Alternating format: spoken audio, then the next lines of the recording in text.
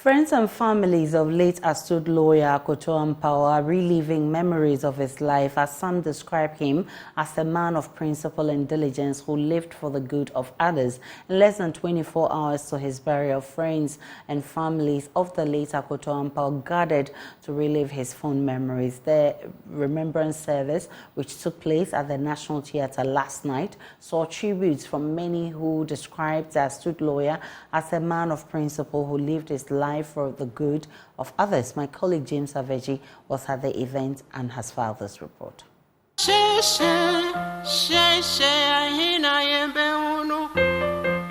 Born Anthony Akoto Ampaw in 1950 in Lolobi, Sheshe, as he was later called in life, was one of a generation who cut the niche for himself in the practice of law. His political activism started in his days at the University of Ghana, where he joined the National Affairs Discussion Group in 1979, a group which later evolved into the New Democratic Movement and later joined Jerry John Rawlings's PNDC for the 31st December Revolution in 1981. For a man who was loved by many, friends and family have gathered here at the National Theatre to painfully relive some fond memories they hold of him 2 days to his burial. Comrade and close ally to Lawyer Ampaw, Kwesi Pratt Jr. says he was the fine brain behind most of the alota that caused positive change in the early days. And indeed, my way, I can again say that in spite of the information which is available in the public about who did what and so on, Sheshe was the engine of Alliance for Change. Again, he wrote more than 90% of all the statements we issued, including those who were read by Nana Addo Dankwa Akufo-Addo. Fondled her memory and love like a long-lost and now newfound heirloom worth the premium value of my soul. Sheshe was a man who close relatives say knew how to make time for friends and family, and his special fufu and ibunubunu delicacy despite the load of work.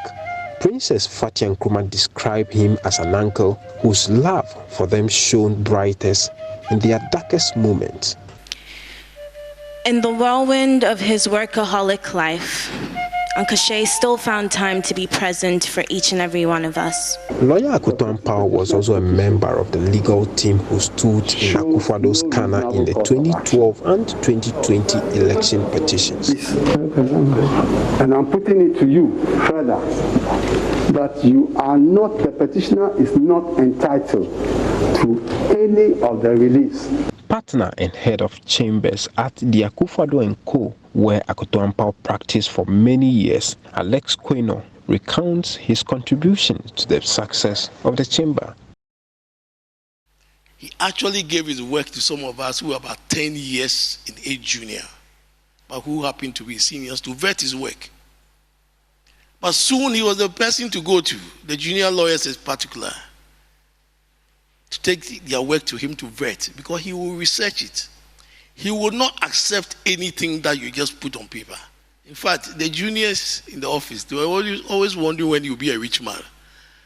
Because pro bono was his mainstay. It's strange to say this. Pro bono work was Mr. Akoto Ampaw's mainstay. Not charging fees. He didn't know how to charge. Let's put it this way. He didn't know how to charge. So he would just say, oh, take it. Chief Justice Gertrude Arba Tokonu describes him as one who had impacted most lawyers in the legal fraternity. As a lawyer in the courtroom, his processes were always well researched, well articulated, and relevant. Even in the shortest application, when Mr. Akoto Ampaw spoke, there was good reason to speak, and what he said added to the proceedings. He was one of those who played instrumental role in the passage of the RTI bill into law. From the National Theatre here in Accra, my name is James Aveji for Joy News. But when we are done, may our footprints inspire many more.